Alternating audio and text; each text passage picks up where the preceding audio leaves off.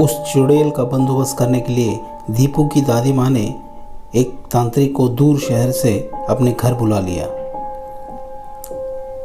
तांत्रिक घर आने के बाद दीपू की दादी माँ ने उसे सारी बातें कही। देखिए तांत्रिक जी, मुझे कैसे भी करके उस चुड़ैल का बंदोबस्त करना है। ऐसा कह के दोनों दूसरे कमरे में चले गए। दरअसल बात यह है कि वो जो चुड़ैल है वो गांव के मुखिया की बहू थी। उसे ससुराल वालों ने मार दिया था। उसकी सारी बातें सुन के तांत्रिक ने अपने नौकर को फोन लगाया। अपने मालिक के बताए अनुसार तांत्रिक का नौकर और तांत्रिक दोनों जंगल में पहुंच गए। तांत्रिक ने नौकर को कुछ सोने के जेवर जमीन में जहाँ जहाँ पर चुड़ैल आ सकती है वहाँ पर गाड़ने के लिए कहा। जल्दी जल्दी करो, वो चुड़ैल किसी भी वक्त यहाँ पर आ सकती है। थोड़ा सा उस तरफ भी डाल दो, जल्दी करो। वो कोई आ तो नहीं रहा है, जल्दी करो, शायद वो यही कहीं आसपास हो। मालिक, मुझे तो बहुत डर लग रहा है। हमें यहाँ से निकलना चाहिए, हमारा काम पूरा हो गया है। चलिए, अब यहाँ पर रखा ही क्या है। दोनों के योजना के अनुसार तांत्रिक वही झाड़ियों में छुप गया और नौकर ने घर पर जाने का नाटक किया। नौकर को अकेला जाते देख के चुड़ैल वही आसपास थी और वो एकदम से सामने आई। कहाँ गए हो सब लोग?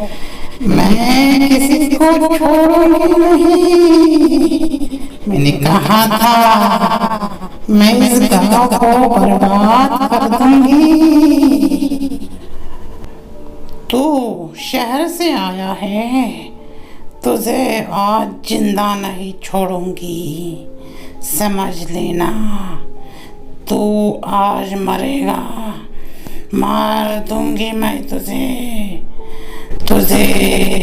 आज मार दूंगी और उसके बाद इस गाँव को। देख, मैं तुझे बोलता हूँ, इस गांव से चली जा, इसी में तेरा फायदा है। लात मार के तुझे यहाँ से भगाऊंगा।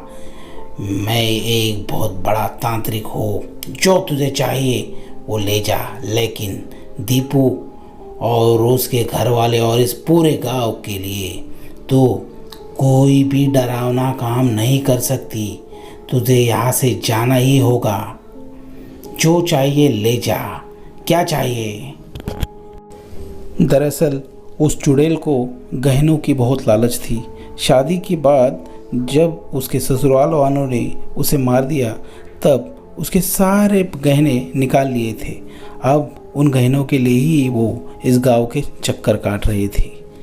तांत्रिक के बताए अनुसार नौकर ने कुछ अलग से तैयारी भी कर रखी थी, लेकिन चुड़ैल को गुस्सा आया और उसने मार गिरा दिया तांत्रिक को और वो चली गई।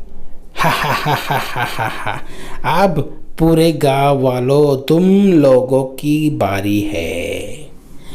आ रही हूँ मैं, अब बच सको तो बचो, छोड़ूंगी नहीं। मालिक मालिक मालिक, आप ठीक तो है आप? तांत्रिक और उसका नौकर जंगल में और अंदर की तरफ चले गए, जहाँ पर चुड़ैल के होने की संभावना थी। उनको आज कैसे भी करके चुड़ैल से सामना करना था। ए चुड़ैल, ए देख, यही है ना तेरी जेवरों से भरी हुई बैग। मैं तुझे ये सौंप दूंगा और मुझसे ये वादा कर, ये बैग लेकर तू हमेशा हमेशा के लिए इस गांव से चली जाएगी। बता, जाएगी तू? वापस अगर आ गई तो मैं तुझे बॉटल में कैद करके रखूँगा। चुड़ैल को अपने जेवरों से मतलब था। उसने सोचा कि क्यों ना ये जेवरों वाली बैग लेकर मैं यहाँ से चली जाऊँ। उसने तांत्रिक से कहा। बैग लेकर वो चली गई। अभी तो मैं जा रही हूँ, लेकिन मुझे कोई तकलीफ हुई तो मैं फिर से आऊंगी। सब होने के बाद तांत्रिक दीपू के घर आए। मैं आपका धन्यवाद किस तरह से करूं? आपने हमारी बहुत मदद की है। इन गांव वालों पे आपका उपकार है। अच्छा हुआ आपने उस चुड़ैल को यहाँ से भगा दिया। जब तांत्रिक ने कहा कि उसे चुड़ैल को सोने के गहने वाली बैग देनी पड़ी, तब थोड़ा सा बुरा तो ज़रूर लगा था, लेकिन दीपू की दादी माँ ने वो भी स्वीकार कर लिया। गहने जरूर चले गए हैं, लेकिन इन गांव वालों की जान बचाई है आपने। आपका धन्यवाद मैं बार बार करती हूँ। दीपू के पापा जी भी अब यहाँ पर आके बैठ गए थे। उन्होंने सारा कुछ सुन लिया और फिर अचानक से दीपू ने कहा, मैं कुछ कहना चाहता हूँ। तांत्रिक ने कहा, लेकिन जब उस चुड़ैल को हमने सोने की तेवर वाली बैग दी तो वो कहीं दूर चले जाने के बजाय आपकी घर की तरफ ही आई थी। क्या मैं जान सकता हूँ ऐसा उसने क्यों किया?